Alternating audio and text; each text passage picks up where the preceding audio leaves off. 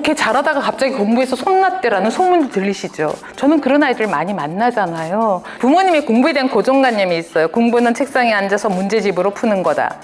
실제로 두 아이 대학 가는데 수학 사교육을 받은 적이 거의 없어요. 30분 수학 문제집 푸는 것보다 3배, 4배의 효율성을 가진 걸 너무 잘 알아요. 그럼 이제 속으로 어떤 감정을 느낄까요? 이걸 허락해준 엄마 아빠에 대해서?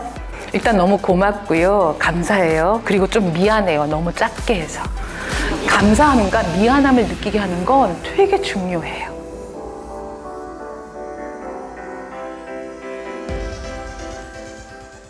사춘기가 되면 애들이 다 마음이랑 다 뒤집어지는 시기거든요.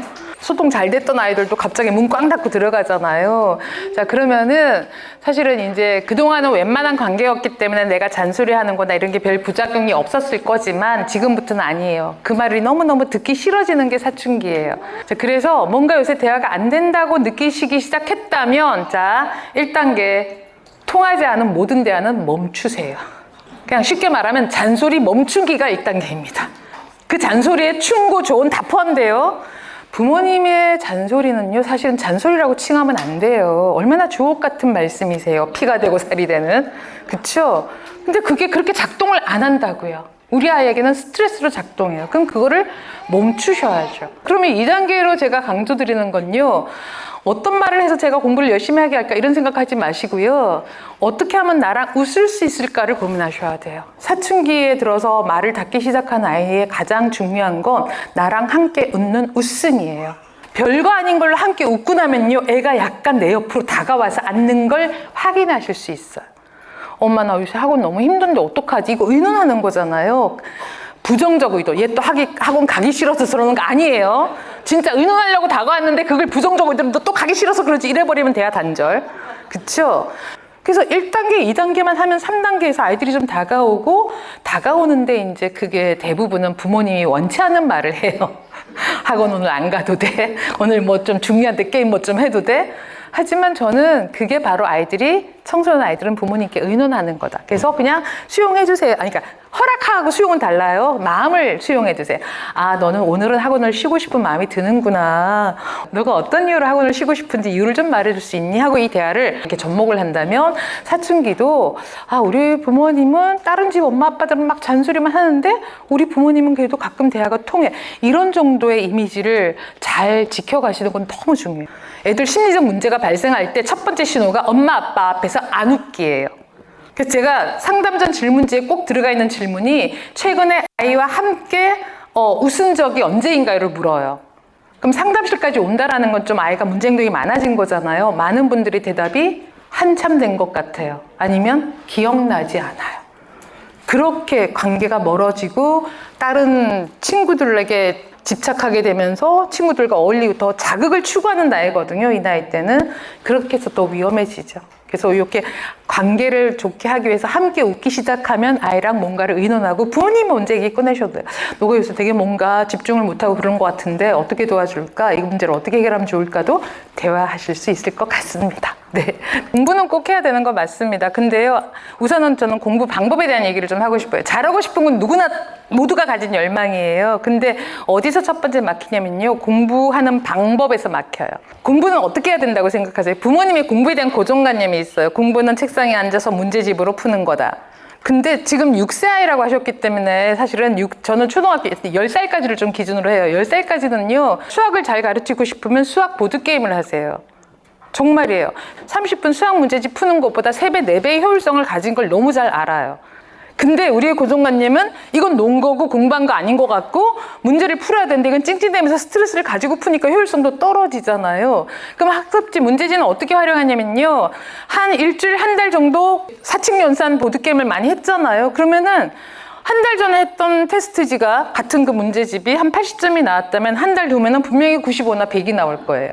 확인하는 정도로 써주세요. 그리고 이제 한 3학년 정도가 되면은 이제 꾸준히 공부를 해야 되잖아요. 문제집 풀어야죠. 한 학기에 그 진도도 다 나가야 되잖아요.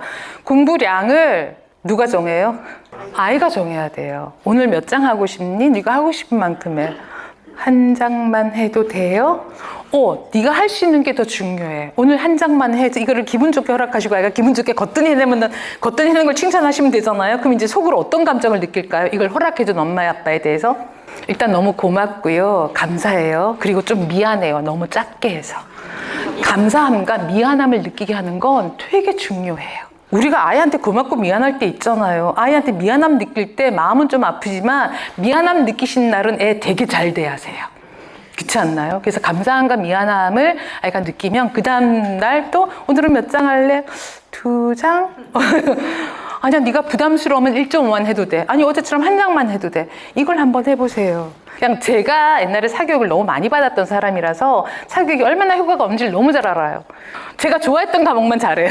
네, 싫어하는 과목은 아무리 받아도 그게 스스로 공부가 아니기 때문에 효과가 없어요. 그래서 저는 좀 더 재미있고 효과적인 공부, 비용 안 들이고 하는 거를 되게 많이 관심을 가지고 있고요. 그래서 실제로 두 아이한테 보드게임 하는 걸 되게 많이 했더니 두 아이 대학 가는데 수학 사교육을 받은 적이 거의 없어요. 정말입니다. 네. 그래서 저희 아이 고등학교 때는 언론사에서 연락이 왔어요. 왜냐면 학교에서 선생님들이 아시잖아요. 그러니까 사교육을 했는지 안 했는지 아시잖아요. 사교육 없이 우수한 성적을 유지하는 걸로 그런 인터뷰 하자고 했는데 애가 이제 그 언론사 싫다고 이제 안 했는데 하여튼 저는 공부는 꼭 해야 되는데 아이가 좀 흥미를 가지면 10세 이전은 정말 흥미있게 재밌게 했는데 내 실력이 꽤 괜찮구나 라는 걸 느끼면은 고학년이 되면서부터는 이 공부는 선순환 구조를 가지게 됩니다. 그렇지 않으면 너무너무 공부시키는 게 힘들어요. 그러다가 부작용이 생기죠. 초등학교 때까지 부모 주도적인 공부를 시키시잖아요. 중학교 때 애들 계속 잘할 것 같으세요? 걔 잘하다가 갑자기 공부에서 손났대라는 소문도 들리시죠? 저는 그런 아이들 많이 만나잖아요. 그러니까 이게 겉으로 보이는 결과하고 전혀 다르게 이 공부에 대한 심리가, 요즘 공부 정서라는 책이 다른 작가님한테서 나왔는데 너무 반가웠어요. 그게 어떻게 건강하게 형성돼야 우리 아이가 계속 평생 공부를 하는 사람으로 성장할 수 있을까? 그래서 사실은 방식이 좀 재미있고 공부 감각, 공부 효율성을 키워주는 방식을 선택하시고요. 그 다음에 틀린 거에서 너무 낙담하지 않게 이거는 좀 훈련도 필요해요.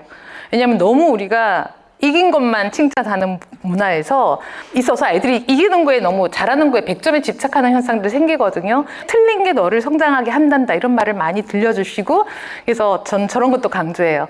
틀린 거를 축하해줘라.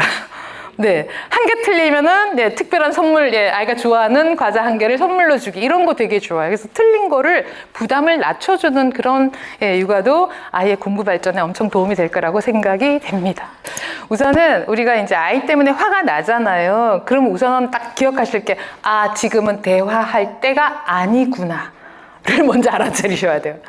왜냐면 힘이 센 사람과 힘이 약한 사람이 힘센 사람이 화를 내면 이거는 대화 아니에요.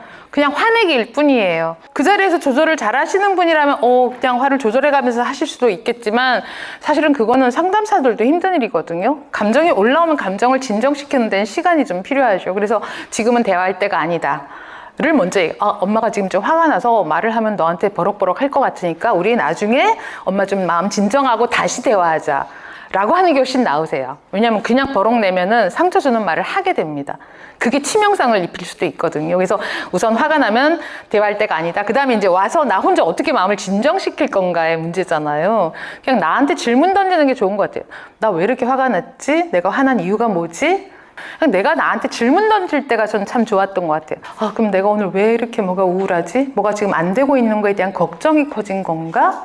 그것도 아닌데 그럼 내가 지쳐서 그런가? 너무 좀 에너지가 소진이 된다? 이런 걸 쭉 이렇게 점검을 하다 보면은 점검할 때 척도로 하는 거 좋아요. 아이의 미래가 너무 걱정되나? 이게 몇이지? 그럼 이건 6. 내가 너무 지쳐서 그래 맞아 나 요즘 일이 너무 많아서 지친 것 같아. 이게 더 큰 것 같아. 그럼 이제 제일 큰 것만 좀 치유를 해주면은 조절은 훨씬 더 쉬워지지 않을까 싶습니다. 한번 스스로에게 질문 던져보는 거 좋고요. 그다음에 이제 급박한 상황에서 언제 공감해주냐? 급박한 상황에서 공감 힘들죠. 그래서요, 사실은 이건 예방적 대화가 더 중요합니다. 전날 저녁에 자 내일 아침에 몇 시에 깨면은 뭐를 해야 돼. 근데 너 오늘 아침에도 그거 되게 힘들었잖아. 내일 아침에 이걸 좀 수월하게 착착착 하려면 엄마가 어떻게 도와주면 좋을까? 를 먼저 한번 대화를 한 것과 안 한 것의 차이는 분명히 극명하게 드러납니다. 근데 그때 딱 나누는 게 예방적 훈육과 상황 대처 훈육이에요.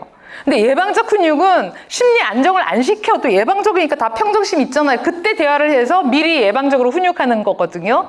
근데 대부분 질문은 이럴 때 어떻게 하면 좋아요? 하고 상황 대처. 그럼 이거는 2단계로 해야 됩니다. 애 마음을 진정시켜서 전두에 움직이게 해가지고 지금 행동을 수행하게 해야 되잖아요. 전문가들도 쉽지 않습니다. 그래서 저는 그때는 어떻게 하냐. 그때 궁금해. 지금 아니야. 네 마음 힘든 건 나중에 얘기해 줄게. 지금은 1 요구하고 2 요구하고 3 요구해야 돼. 빨리 행동해. 이게 더 나으세요. 네, 지금 너 힘들지 그래도 해야 돼. 이러다 보면 시간만 가고 행동 수정은 안 되고 널브러져 버리잖아요. 그래서 차라리 지시를 명확하게 해야 될 땐 지시를 명확하게 1, 2, 3으로 해주세요. 네, 저희 아기한테 이렇게 말합니다. 하원하면은 너 뭐 할 거야? 1. 첫 번째 손 씻기, 두 번째 간식 먹기, 3. 놀이하고 쉬기, 4번 영상 20분 보기. 이렇게 제가 순서를 이제 너 뭐 할 건지를 얘기를 해주잖아요. 어느 순간 1. 손 씻기, 2. 간식 먹기, 3. 놀이하기, 4. 영상 보기, 5. 저녁 먹기. 이렇게 아이가 자기가 순서를 정해요. 36개월쯤부터. 예방적 대화를 먼저 나누시다 보면 아침 상황에 성공률이 훨씬 더 높아진다. 그러면 또 그 성공한 걸 가지고 엄청나게 칭찬하고 강화해 주시면 네, 그리고 그게 루틴으로 반복되다 보면 아침에 척척척척 하는 아이로 성장할 수 있을 거라고 생각이 듭니다. 네, 도움이 되셨을까요? 네, 우리 아이들 모두 정말 좋은 사람이 되고 싶고 능력 있는 사람으로 크고 싶거든요. 네, 그 마음을 아주 멋지게 잘 키워주시기 바랍니다. 네, 수고하셨습니다. 네.